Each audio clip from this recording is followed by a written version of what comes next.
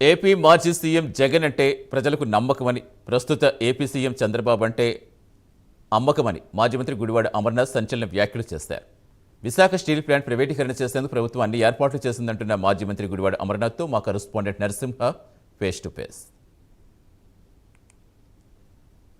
జగన్మోహన్ రెడ్డి అంటే నమ్మకం, AP CM Chandrababu అంటే అమ్మకం అన్న నినాదము ఏదైతే మాజీ మంత్రి గుడివాడ అమర్నాథ్ సెన్సేషనల్ కమెంట్ చేశారు. ఈ కమెంట్పై ఆయన్నే అడిగే ప్రయత్నం చేద్దాం. అదేవిధంగా ఇటీవల ఏపీ సీఎం నారా చంద్రబాబు నాయుడు పర్యటనలో కూడా రైతులు కూడా నిరాశ అయితే మిగిలిందని కూడా అనే ఆవేదన కూడా వ్యక్తమైన పరిస్థితి కూడా నెలకొందని కూడా ఏపీ మాజీ మంత్రి గుడివాడ అమర్నాథ్ అయితే సెన్సేషనల్ కమెంట్ చేశారు. ఆయన మాటలు అడిగే తెలుసుకుందాం.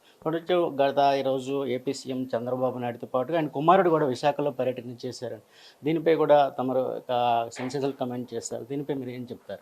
ఒకటండి, చాలా క్లియర్గా ఎప్పుడైనా ఏ రాష్ట్ర ముఖ్యమంత్రి అన్నా మన ఒక ప్రాంతానికి వచ్చినప్పుడు సహజంగా లోకల్ ఇష్యూస్ని అడ్రస్ చేస్తారు. మనకు ఉన్నటువంటి ఇష్యూస్ని వారు సమాధానం చెప్తారు, లేదా ఒక నిర్ణయాలు తీసుకుంటారు అనేటువంటి నమ్మకం, ఆలోచనతో ప్రజలందరూ కూడా వస్తారు. సహజంగా మాడుగుల ప్రాంతం అంటే పూర్తిగా వ్యవసాయ ఆధారిత ప్రాంతం. అనకాపల్లి జిల్లాలో, ఉమ్మడి విశాఖపట్నం జిల్లాలో ఆ ప్రాంతం, అనకాపల్లి జిల్లాలో అటు మాడుగులు కానీ, చోడవరం కానీ, నర్సీపట్నం పూర్తిగా వ్యవసాయ ఆధారిత ప్రాంతాలు. అక్కడ ఉన్నటువంటి చోడవరం షుగర్ ఫ్యాక్టరీ రైతులకి 36 కోట్ల రూపాయలు బకాయిలు ఉన్నాయి. సో బకాయిలు చెల్లిస్తారన్న నమ్మకం అన్నా కనీసం, లేదా నేను వచ్చాను కాబట్టి ఒక 10 రోజుల్లోనో 15 రోజుల్లో చెల్లిస్తానన్నటువంటి ప్రకటన ఏదైనా చేస్తారని చెప్పి ఆశించాం. లేదు.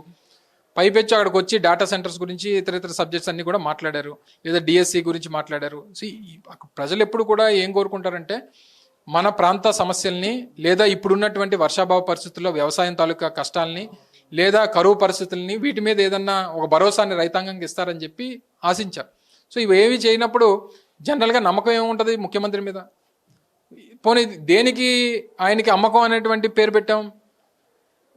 ఇటు మెడికల్ కాలేజీలు నాడే నిర్ణయం తీసుకున్నారు. ఇప్పుడు పోర్టులు అమ్మేస్తానంటున్నారు, ఒక పక్క మెడికల్ కాలేజీలు అమ్మేస్తానన్నారు. ఇప్పుడేమో ఏవైతే స్కూల్స్ విషయంలో కానీ, లేదా మిగిలినటువంటి హాస్పిటల్స్ విషయంలో కానీ సరైనటువంటి నిర్ణయాలు తీసుకోలేనటువంటి పరిస్థితుల్లో ఉన్నారు. ఈరోజు అక్కడ ఉన్నటువంటి ఆర్టీసీని అమ్మేస్తానన్నటువంటి ప్రయత్నం చేస్తున్నారు. సో అన్నీ కూడా అమ్మేస్తే ఇంకా ముఖ్యమంత్రి దేనికి అని అంటున్నా. వ్యవస్థల్ని కాపాడాల్సినటువంటి బాధ్యత ఉన్నటువంటి ముఖ్యమంత్రి, ఆ వ్యవస్థల్ని గాడిలో పెట్టాల్సినటువంటి ముఖ్యమంత్రి, ఉన్నటువంటి ఈ రాష్ట్రంలో జీడిపి 37% వ్యవసాయం మీద ఆధారపడినటువంటి జీడిపి. అటువంటి వ్యవసాయంలో మిర్చికి రేట్ లేదు, చెరుకు రేట్ లేదు, లేదా మామిడి పండుగ రేట్ లేదు, లేదా పొగాకు రేట్ లేదు, చివరికి ప్యాడీకి రేట్ లేదు. దేనికి రేట్ లేకపోతే అసలు వ్యవసాయమే దండగా అనేటువంటి స్థాయికి ముఖ్యమంత్రి గారి తాలూకు ఆలోచన ఆయన పూర్వం నుంచి ఏదైతే ఉందో ఆ పరిస్థితికి వస్తే ఈరోజు ప్రజలు ఏమైపోవాలనేటువంటి దాంట్లో ఉన్నారు.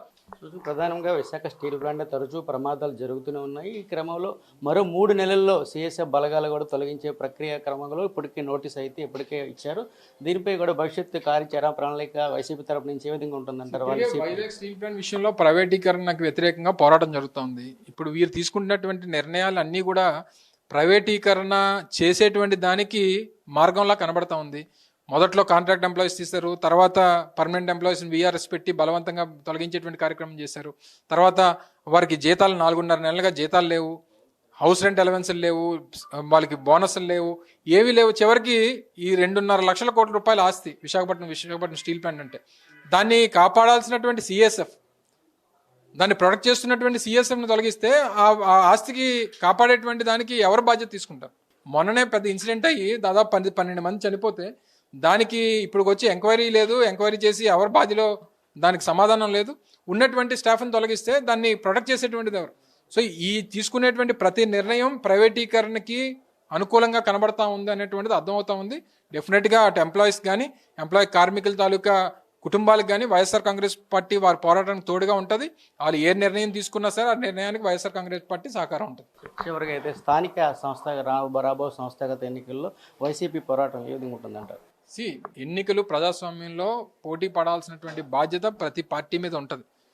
అది చిన్నదన్నా పెద్దదన్నా, అది వార్డు స్థాయి నుంచి ఎమ్మెల్యే ఎంపీ స్థాయి వరకు ప్రతి దాంట్లో పోటీ చేయాల్సినటువంటి అవసరం, ఆ బాధ్యత ప్రజాస్వామ్యంలో ఉంది. ఎందుకంటే రాజకీయాల్లో తిరిగేటువంటి ప్రతి ఒక్కరూ కింద స్థాయి నుంచి పై స్థాయి వరకు ఒక వార్డు మెంబర్ అవ్వాలనో, లేదా సర్పంచ్ అవ్వాలనో, ఒక ఎంపీటీసీఓ, కౌన్సిలరో, మున్సిపల్ చైర్మనో, లేకపోతే ఒక కార్పొరేటరో, మేయర్ అవ్వాలనేటువంటి తాపత్రయంతోనే ప్రతి ఒక్కరు రాజకీయం చేస్తారు. మొన్న వారు ఎన్నికల్లో 164 సీట్లు గెలిచారు.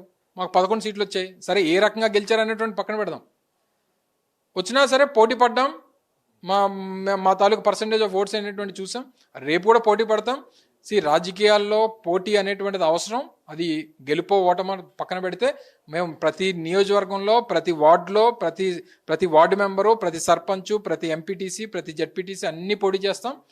సో విజయమో వీరస్వర్గం, యుద్ధం జరగాల్సిందే అనేటువంటి నిర్ణయం తీసుకున్నాం. యుద్ధం చేస్తాం.